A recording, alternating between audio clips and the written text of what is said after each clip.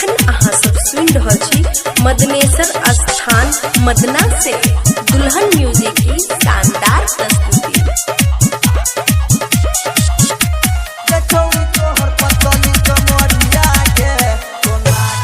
DJ Gudduraj presented by दुल्हन music. देख छियो तोरा के छौरी मजा बहुत मिलै छो, मजा बहुत मिलै छो। देख छियो तोरा के छौरी मजा बहुत मिलै छो।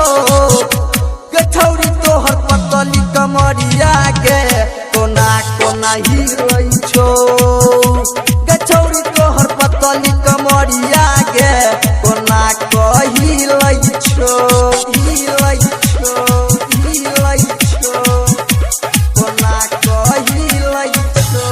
डीजे गुड्डूराज मधुबनी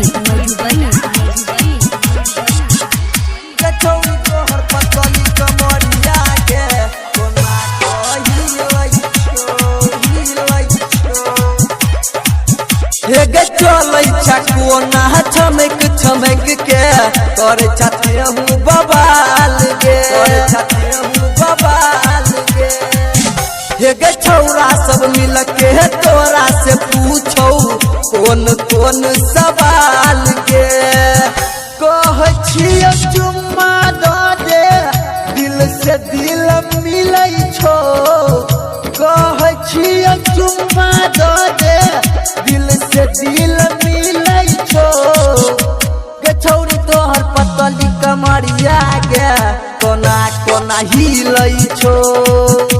गे छौरी तोहर पतली कमरिया के कोना कोना हिलै छो। हिलै छो कोना कहिलै छो। डीजे गुड्डूराज मधुबनी के छौरी तोहर पतली कमरिया के कोना कहिलै छो।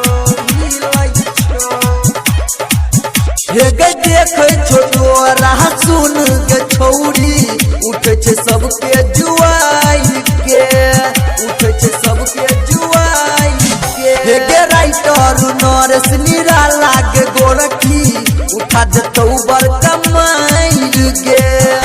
गायक लक्ष्मी नारायण देखिए के नचै छो। गायक लक्ष्मी नारायण देखिए के नचै छो। गे छौरी तोहर पतली कमरिया के कोना कोना हिलै छो। गे छौरी तोहर पतली कमरिया के कोना